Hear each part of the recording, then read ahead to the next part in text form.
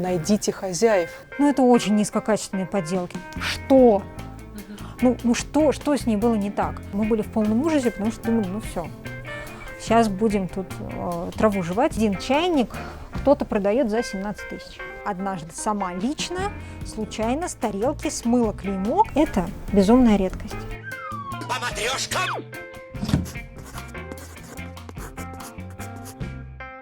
Привет! В прошлом выпуске мы начали рассказывать вам про фарфоровую посуду советов. И если вы не смотрели первую часть, лучше начать с нее. Вот ссылка. Сегодня мы продолжим и поговорим о ценах на популярные сервизы послевоенного времени. Во что стоит вкладываться, что считается редкостью, как понять, адекватна ли стоимость и как меняются цены с годами. Поэтому оставайтесь с нами. Подписывайтесь на канал, ставьте колокольчик. Ну а если у вас есть какие-то предложения или пожелания, можете написать мне лично. Вот мой инстаграм. Ну что, поехали. Итак, в предыдущем выпуске мы остановились на 30-х годах прошлого столетия. Именно в этот период, спустя десяток лет после национализации заводов, действительно начинается масштабная работа по выработке новых форм, сюжетов и рисунков. Локомотивом поисков этого нового стиля стал Петр Васильевич Леонов, назначенный в 1931 году в Дулево главным художником завода. Интересно, что молодой Леонов, ему на момент назначения было чуть более 20 лет, к фарфору не имел никакого отношения, он был архитектором. По слухам, помог нарком просвещения Луначарский. Хотя и сам Леонов, по воспоминаниям старых дулевских мастеров, был личностью яркой, харизматичной, с горящими смоляными глазами и бешеной энергией. С 1932 года, одержимый идеей создать новый национальный фарфор и прославить Дулево, Леонов создает при заводе творческую художественную лабораторию. Обращается к русским национальным традициям, рисункам ситцев и экспериментам амазонок авангарда Варвары Степановой и Любови Поповой. Вспомнили полузабытые рзаные агашки. Рождается более 120 эскизов, 80 из которых переведено в фарфор. Сегодня эти экземпляры – большая редкость. Например, на одном из аукционных ресурсов ситцевый фарфор Леонова конца 30-х продается за 180 тысяч рублей. В 1934 году Леонов разрабатывает сервиз под хохлому для президента США Рузвельта. Состоял он из нескольких сотен предметов и был отправлен за океан в бочках со стружкой. Фарфоровый набор доехал в целости и сохранности. Дубликат этого сервиза можно увидеть в музее при заводе Влекино Дулево. В 1937 году рождается один из самых известных дулевских сервизов – «Красавица». На выставке в Париже, той самой, кстати, которая вошла в историю как великое противостояние павильонов Иофана и Шпеера, «Красавица» заняла гран-при. Мы нашли уникальные кадры той выставки. Les ouvertures se succèdent à un rythme accéléré. Le pavillon de l'Allemagne est inauguré en présence de M. Pion de l'URSS, est inauguré par M. Mafiaouk et Hirschfeld, commissaire et chargé d'affaires du gouvernement soviétique, en présence de M. Marx Dormois, ministre de l'Intérieur, Jean Zé, министр de l'Éducation nationale, и Camille Chotan, министр d'État. Сервиз не раз снимался в фильмах, а рисунок актуален до сих пор. Фарфоровый коллекционер без красавицы Леонова все равно, что коллекционер винтажной моды без Шанеля. Собственно, кто вообще покупает? Самый простой ответ – все. Естественно, есть коллекционеры. Коллекционеры тоже есть разные. Есть, собственно, мэтры, у которых коллекции, и в котором, фактически это даже приятно, когда такой человек что-то у тебя для своей коллекции находит, потому что знаешь, что у него есть все. Есть люди, у них коллекция, скажем так, для души.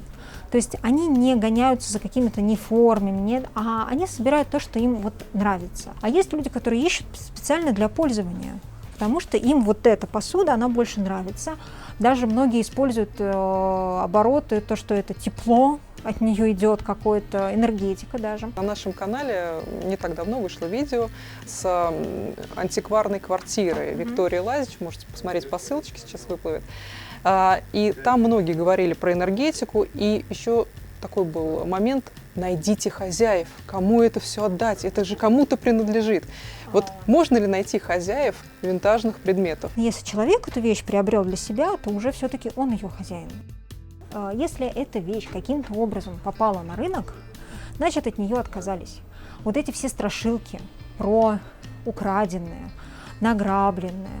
Но если мы будем говорить про революцию, да, вот для Советского Союза, ну да, действительно расползались. Но все, уже тот момент, это вот вина тех людей, которые непосредственно это делали. Все-таки истории про помойки, сейчас это уже утопия, но одно время это действительно так и было, когда люди просто массово избавлялись, и действительно можно было найти это, наверное, 90-е совершенно были, разные. Да, даже начало 2000-х. Все равно такое еще встречалось. Напишите в комментариях, как вы относитесь к винтажной посуде, стараетесь от нее избавиться, или же в вашей семье она до сих пор используется для застолий.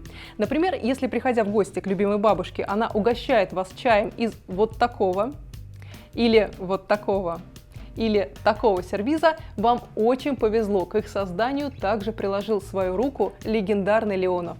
И по сей день это одни из самых дорогих дулевских серий. Кстати, введение в фарфор яркого селена, оранжевого цвета, как на золотом олене, тоже заслуга Леонова, ведь до этого он почти не использовался по причине своего кричащего тона. Собственно, эту яркость оценили и на Всемирной выставке в Брюсселе в 1958-м.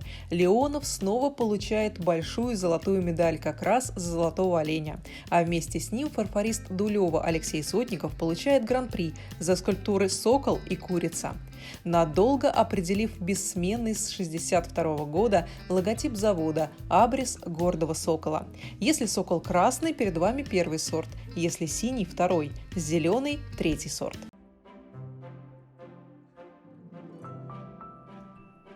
В конце 50-х родилась одна из самых узнаваемых серий Дулева – «Сирень».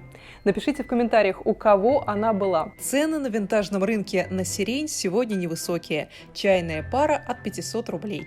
Более эксклюзивные и авторские серии ценятся значительно дороже. Были серийные, вот их наштамповали, там девочка в зеленом платье, и вот их 100 тысяч этих девочек сделали. А до того, как сделать ее в зеленом платье, пришел художник и сделал ее в желтом платье. 3 штуки. Та же самая девочка. Один в один, но у них будет разный цвет платья. Все. Потому что этих 3, а этих сотни. И вот здесь, но все-таки доступность интернета, она иногда играет другую роль, потому что у людей может складываться неправильное впечатление. У нас просто был такой, не конфликт, но спор с покупателями. К нам попал один сервиз, который, он достаточно часто встречается. Но это такой горошек Дулева на 3 персоны. Но часто встречается оранжевый, чуть пореже красный. А к нам попал темно-зеленый. А их нет. Ни одного. Нигде. Вопрос покупателя был, почему вы дорого его оценили. Вон они на Авито по 1500 стоят. Прошу прощения, но там оранжевые.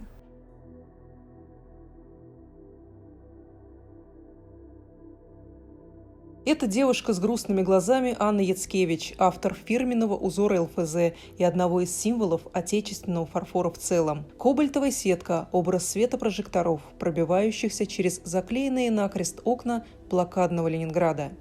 Строгая, холодная роспись появилась в 1944 году. Урожденная ленинградка, она отказалась от эвакуации и всю блокаду продолжала работать на заводе, занималась камуфляжем кораблей при помощи обычных красок по фарфору, оставшихся в запасе у предприятия. Успех пришел к художнице спустя 6 лет после смерти на той же выставке 1958 года в Брюсселе, где отметили золотого оленя Дулева, кобальтовая сетка ЛФЗ абсолютно неожиданно получила золотую медаль. Неожиданно, потому что ставки на эту серию не делали, а взяли просто для ассортимента. У Яцкевич есть еще один рисунок, пожалуй, не менее известный. Это сам логотип завода ЛФЗ. Сегодня на винтажном рынке можно запросто найти чайные сервизы и отдельные чайные пары ЛФЗ. Стоимость начинается от нескольких сотен рублей. Кроме кобальтовой сетки, самые популярные серии – это «Зимний вечер», «Золотистый» или «Золотая осень». Оп. Такие варианты. У вас точно они есть. Ну или у вашей бабушки, мамы, сестры. Точно у кого-то есть. Так, что еще? Был коралл. Смотрите, какой красивый. Очень тонкий. Шикарный сервиз. Кобальт. Вот такие вариации, да, на тему кобальта. Ценятся рисунки ученика Чехонина Алексея Воробьевского. Это вот такие, например. Или вот такие. Если не знаете, кто такой Чехонин, ссылочка в описании, можете посмотреть первую часть выпуска. По эскизам Воробьевского завод и сегодня продолжает выпуск фарфора, а вот работы самого Алексея Викторовича представляют музейную и коллекционную ценность.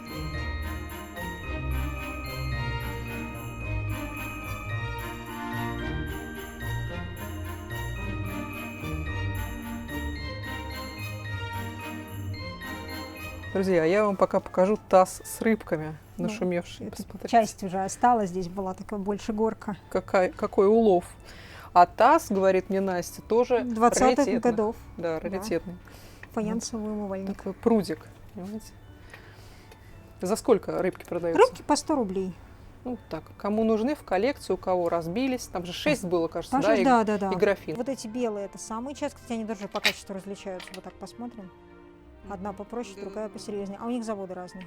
Синенькие, тоже достаточно часто. Вот эти золотые, более редкие. Самые классные были зеленые. Найдете, где зеленую, сразу хватайте. Имейте в виду, да.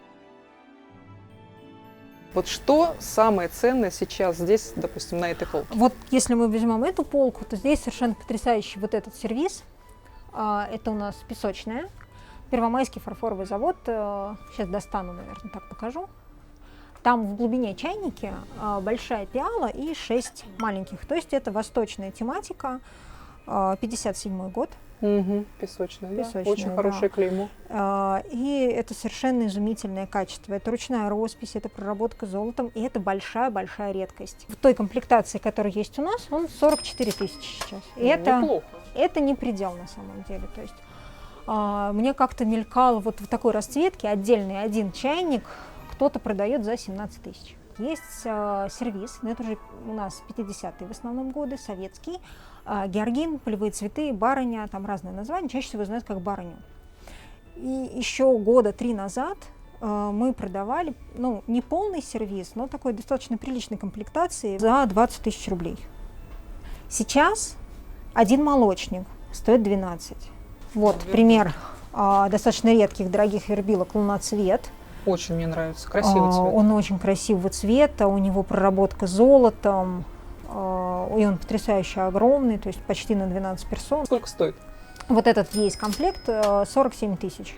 Вербилки, он же Дмитровский завод, он же Гарднер.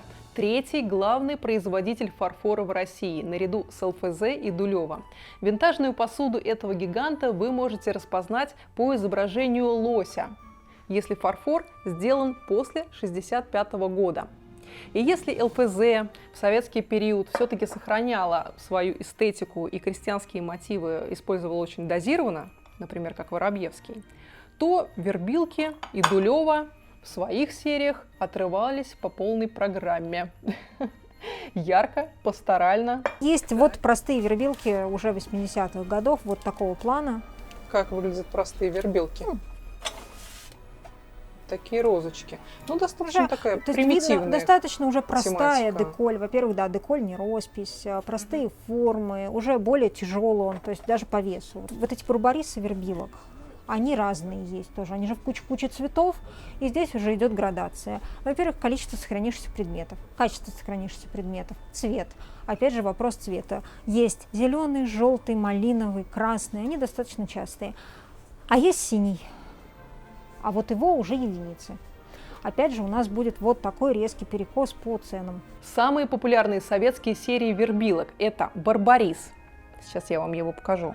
Вот он, красивый «Барбарис». Экземпляры с логотипом ДФЗ, естественно, ценятся дороже, чем с лосем. И особенно, если они красные, значит, они высшего сорта. И более ранние, более дорогие. Винтаж, как идея сохранения средств. Это интересная история? Это 50 на 50. То есть здесь нужно все-таки понимать какие-то вещи. Если мы вкладываемся в 19 век, например, если нам попадает царский фарфор, такие вещи, естественно, дорожают. У них повышается статус. Чем больше, там уже за 100 лет, у нас же сейчас поменяли, ну как сейчас, давно достаточно поменяли закон об антиквариате, у нас же теперь антиквариат 50+. Но по, скажем так, классическому воспоминанию всегда был антиквариат это 100+.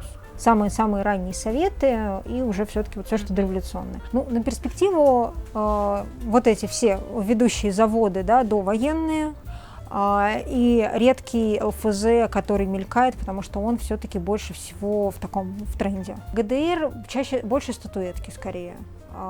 И тоже скорее, ну вот, ведущих заводов, вот Мейсон, например, да, это инвестиции. Франция, Лимож. Совершенно неожиданно для нас, когда вот объявили тотальный локдаун и все позакрывали, мы были в полном ужасе, потому что думали, ну все, сейчас будем тут траву жевать и не знать, что делать. Но совершенно неожиданно спрос достаточно сильно увеличился. То есть Ну, здесь два фактора. Конечно, в первую очередь люди сидят дома, им скучно. Возможно, это действительно был один из вот таких моментов, когда люди начали пытаться инвестировать, поскольку продавали же мы не только фарфор, но действительно вот и антиквариат раскупался, и мебель. Сейчас самое время вот эту культуру традиционных застолий, больших, красивых сервировками с сервизами, самое время возродить. Достать любимую чашечку из шкафа, выпить кофе. А мне, кстати, многие говорят, что кофе из антикварной чашечки – это совсем не то же самое, что из какой-нибудь там простейшей кружки. У меня есть моя любимая история, которую я всегда всем рассказываю. Когда я сюда только устроилась на работу, у меня фарфор никогда не был основным профилем. Я-то, в принципе, искусствовед. И прихожу я, значит, к дедушке в гости, и смотрю, стоит в витрине сервиз. У меня глаза на лоб, потому что это 50-е годы, вербилки, причем не 50-е, а именно вот четко 50-й, 51-й, потому что там клеймо, оно очень ограниченное время ставилось. Еще и большой, там на 12 персон, тоже он стоит, еще и редкий, по-моему, аквамарин он называется. У меня откуда? У меня смотрят и говорят, ты дерево? Совсем? Мы из него всю жизнь чай пьем, вообще не помнишь ничего. Я, получается, просто не обращала никогда внимания на фарфор и фарфор, если не знать. А у него ценник где-то в районе так 50, он у него есть. 1000 рублей за сервиз, вот навскидку. Может, и сейчас и больше. Мне нравится вот это, а вот это у нас четкий. ГДР. А вы, кстати, Красиво. сейчас я попробую дать, а вы подержите чайничек в руках. Ребята, это невесомость. История советского фарфора будет неполной без упоминания продукции стран соцлагеря ГДР, Чехословакия и Польша. Прямо сейчас напишите в комментариях, был ли у вас вот такой поистине легендарный перламутровый сервиз. И если такой сервиз был, то по советским меркам вашу семью можно назвать зажиточной, потому что имя этому фарфоровому мерилу успеха почти каноническое – Мадонна. За ней стояли очереди, а советский контингент, который служил в странах соцлагеря, считал своим долгом привезти сервиз себе и родным. Роспись в стиле барокко и позолота в декоре делала посуду изысканной и богатой. Интересно, что Мадонной сервиз называли в Союзе. В самой Германии он назывался иначе – Мария, Ульрика, Фредерика. Немецкого фарфора в советское время было очень много, причем разных заводов. Мейсон, Веймар, они не такие частые. И заводы попроще. Но вот этот, он где-то пограничное состояние, это Ильменау. У него есть как простые вещи, так и вот такие совершенно роскошные. 38 тысяч рублей. 12 персон. На самом деле, если вдуматься, это недорого. Ну, мы посчитаем количество предметов, вроде бы их там за 50. Очень много. То есть, если мы поделим элементарно Да. цену на количество предметов, оно действительно выйдет недорого. Особенно учитывая, что это у нас, ну, как минимум 70-е. То есть сервизу 50 лет, и он в таком идеальном состоянии сохранился. Сейчас эта цена соотносима с той ценой, по которой он продавался 50 лет назад. Да. На самом деле это такой немного странный момент, но то, что было дорого тогда, оно остается дорого и сейчас. Малотиражность 50-е годы дает нам единичные предметы сейчас. Многотиражность 80-х, ну, у каждого второго дома, я не знаю, какие-нибудь пресловутые графинчик в виде рыбок с кучей маленьких рыбок сейчас будет стоить недорого, поскольку, ну, она как была не очень интересной. А вот, например, вот рубль 45 копеек. Да, одна чашечка. Нет, чайная пара. Чайная пара. Или вообще иногда даже может и весь сервиз так стоить, но у нас сейчас вот этот весь сервиз 1400. Ну вот смотрите, как раз если прибавить сюда нули, это будет... Примерно то же Да. самое остается. Все люди разные, как всегда, никого никогда не хочу обидеть, просто действительно курьезные ситуации. Бывает иногда у нас заходили люди, которые доказывали, что мы должны четко по калькулятору пересчитывать, какая была цена в советское время, четко переводить ее на сейчас и продавать за те же деньги. Как интересно. Да, ну, иногда, вот я говорю, иногда А как же совпадает. история, как же оценивается путь этой чашки во времени и пространстве? Это примерно, философский вопрос. примерно та же ситуация, когда столовое серебро нужно продавать на вес.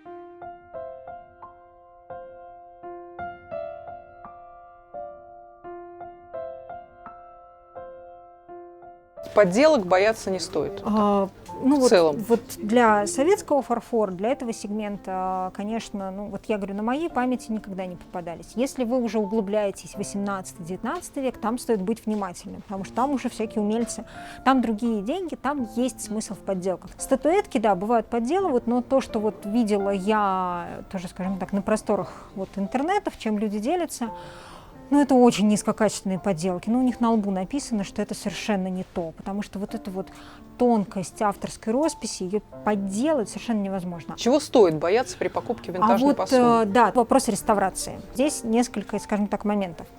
Момент первый. Есть люди, которые, в принципе, не признают реставрированный фарфор. То есть, ну, опять же, это мы говорим скорее про серьезные коллекции, где действительно это прям резкое снижение ее уровня. Там, конечно, ни о какой реставрации речи не идет. А есть продажная реставрация. Это когда действительно, вот, берем чашечку. Чашечка у нас гарнеровская.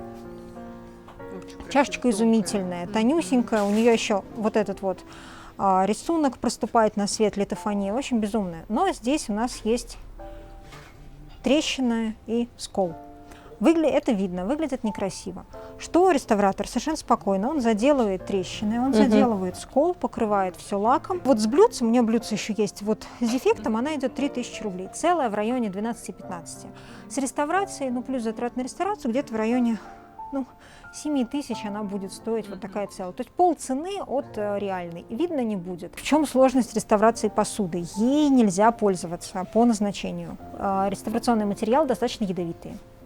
И пить из такой посуды совершенно не рекомендуется. Крышки, например, можно, ручки можно, на них с ними не контактирует еда. Здесь опасность, что есть, к сожалению, недобросовестные продавцы, но они всегда есть. Которые реставрируют, которые реставрируют и выдают вещи за новую. Выдают вещи за новую, да, не признаваясь в том, что эта реставрация была. Для статуэтки момент реставрации, он достаточно серьезен. Если мы говорим о коллекционных вещах, то там, конечно, вещь абсолютно целая и дошедшая в первозданном виде ценится гораздо выше, чем прошедшая реставрацию.